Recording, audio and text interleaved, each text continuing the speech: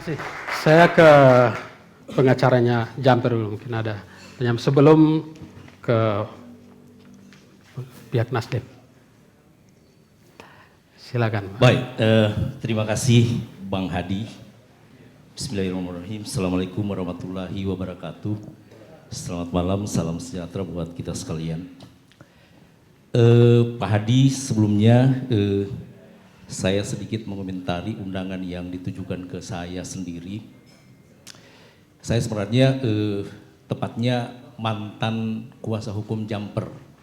Oh, iya. Karena kuasa kami dulu itu terbatas hanya pada permohonan pra peradilan sampai dengan putus.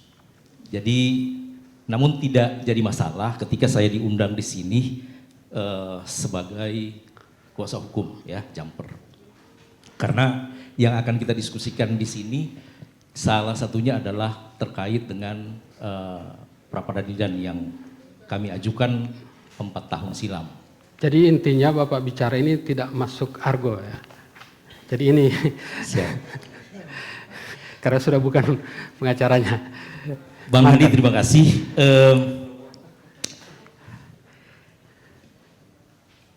Saya mulai dari saat Kejaksaan Tinggi Gorontalo. Sebenarnya pada diskusi malam ini saya sangat berharap pihak kejaksaan itu bisa hadir. Kemudian juga saya pikir Pak Hamim Pou bisa hadir juga dengan kuasa hukumnya. Namun ternyata memang kami agak sedikit kecewa Bang Hadi. Ibarat ini pertandingan sepak bola, pemain intinya tidak ada, kami penonton yang ada. Jadi kurang seru sepertinya. Nah, ketika Kejaksaan Tinggi Gorontalo menerbitkan surat perintah penghentian penyidikan yang lazimnya kita sebut SP3 terhadap status tersangka Pak HP.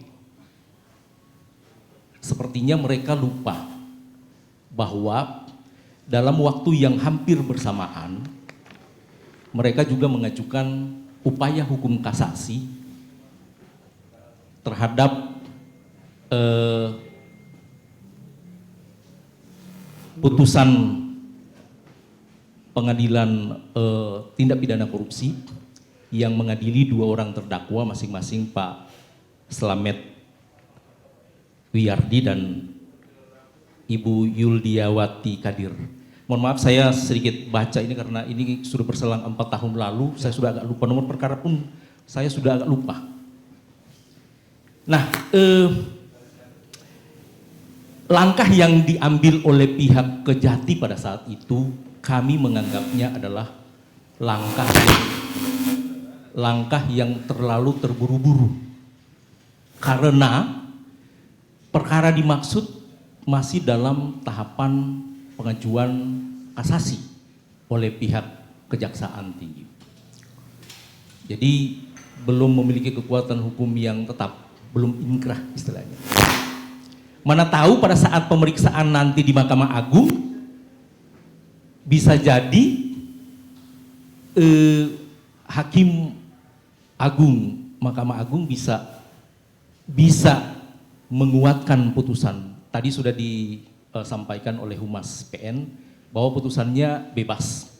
Makanya langkah upaya hukum yang dilakukan oleh pihak Kejaksaan Tinggi itu adalah menempuh upaya hukum kasasi. Apakah nanti dikuatkan putusan pengadilannya tingkat pertama atau malah dibatalkan? Nah, ternyata begitu turun putusan kasasi, Mahkamah Agung menganulir putusan pengadilan tindak pidana korupsi pada Pengadilan Negeri Gorontalo. Dan di dalam pertimbangan hukumnya, Bang Hadi, kami baca secara saksama, ada termuat di halaman 214 dan 215. Mohon izin Bang Hadi saya bacakan salah satu pertimbangan hukum dari Mahkamah Agung pada saat itu, hakim kasasinya, bahwa sesuai alat-alat bukti yang sah sebagaimana diatur dalam pasal 184 ayat 1 KUHP, diperoleh fakta-fakta hukum sebagai berikut. Ini salah satu pertimbangan hukumnya.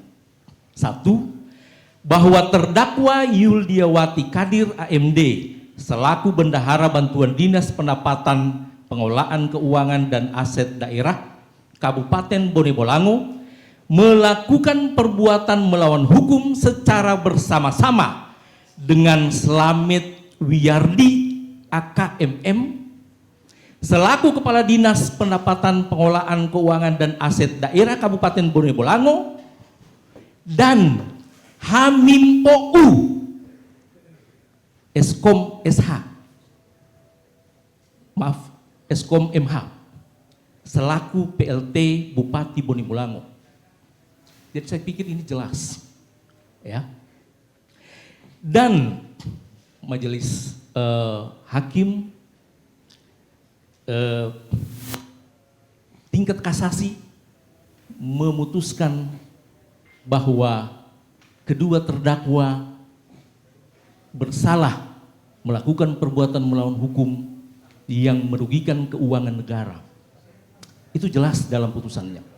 Sebagaimana termuat di dalam putusan nomor 54 dan 59, karena kebetulan dua terdakwa ini di-split, ada dua nomor perkara, 54 dan 54 ya Pak Slamet dan 59 Ibu Yuldiawati Kadir.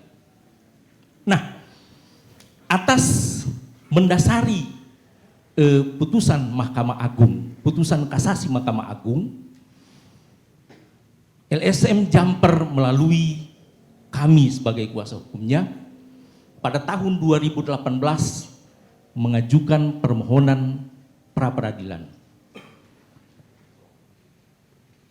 terkait terbitnya SP3 Pak HP. Dan ternyata hakim tunggal pra peradilan sependapat dan mempertimbangkan putusan kasasi yang kami sudah sebutkan tadi dan memutus mengabulkan permohonan pemohon pra peradilan seluruhnya. Mohon izin Bang Hadi, kami bacakan kalau bisa amar putusannya, putusan pra peradilannya. Mengadili dalam eksepsi menolak eksepsi dari termohon dalam pokok perkara. 1. Menerima dan mengabulkan permohonan pemohon untuk seluruhnya. 2. Menyatakan bahwa penerbitan surat penghentian penyidikan dan penuntutan nomor print 509-FD-1-09-2016 terhadap tersangka Hamim POU Eskom MH dalam perkara tindak pidana korupsi dana bantuan APBD Bone Bolango tahun 2011-2012 adalah tidak sah dan batal demi hukum. 3. Memerintahkan kepada termohon untuk mencabut surat penghentian penyidikan dan penuntutan nomor print sebagaimana yang kami sebutkan di atas terhadap tersangka Hamim POU Eskom MH dalam perkara tindak pidana korupsi dana bantuan APBD Bone Bolango tahun 2011-2012. 4. Memerintahkan termohon untuk melanjutkan penyidikan terhadap tersangka Hamim POU Eskom dan melimpahkan perkara tindak pidana korupsi dana bantuan APBD Bone Bolango tahun 2011-2012 dengan tersangka Hamim POU Eskom MH kepada pengadilan. Ini jelas putusan pra peradilan yang kami ajukan pada tahun 2018. Nah, Bang Hadi, pasca putusan pra peradilan ini,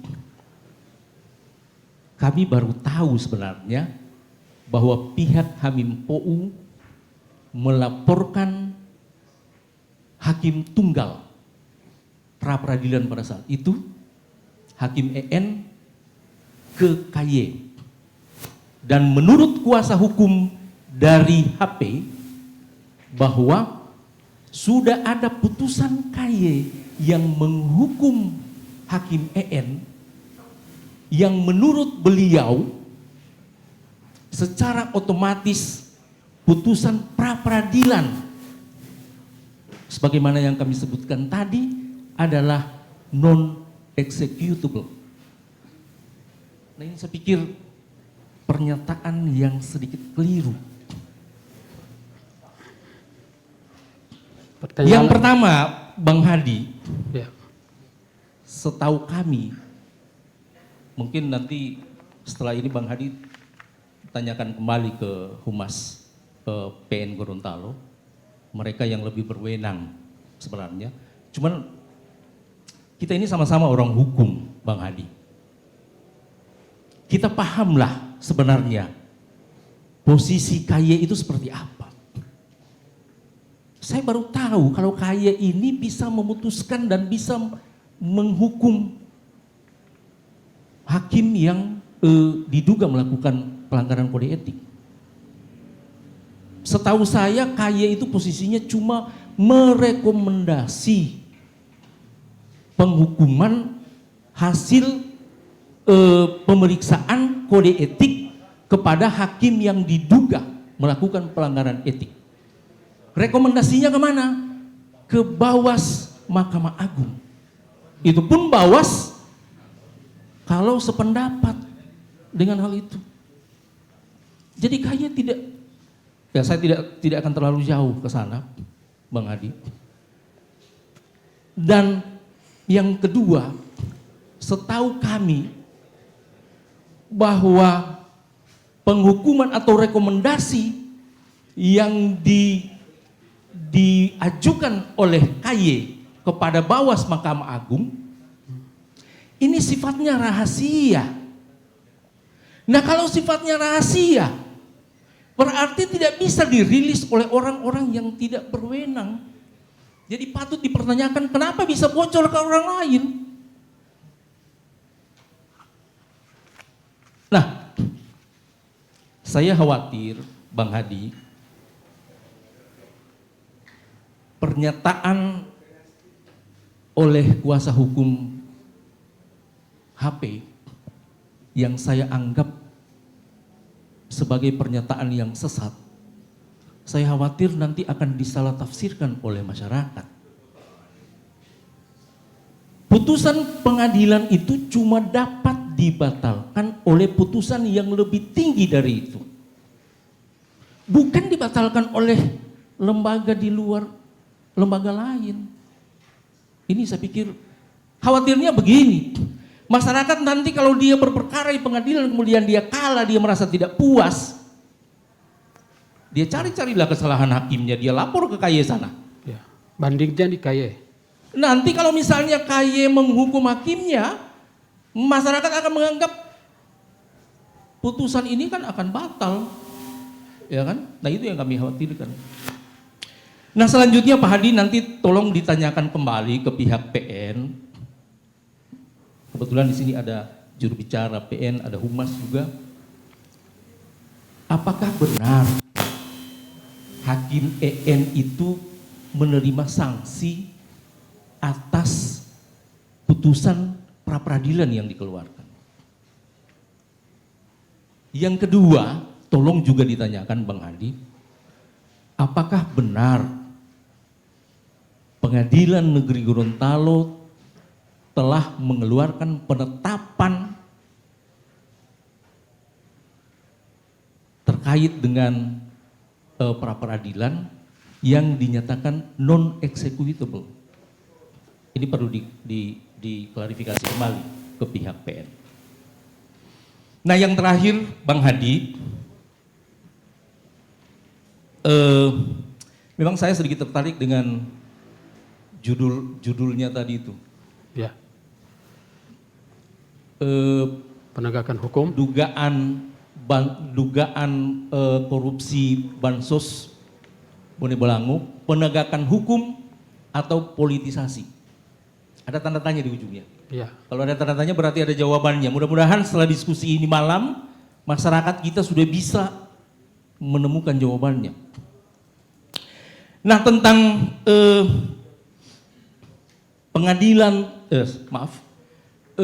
Kejaksaan Tinggi Gorontalo yang seolah-olah ya tidak mengindahkan putusan pra peradilan. Ini sudah 4 tahun loh, ya kan? Tidak maju-maju nih. Padahal sebenarnya sudah selesai ini barang, sudah ada yang dihukum, sudah inkrah pula. Nah,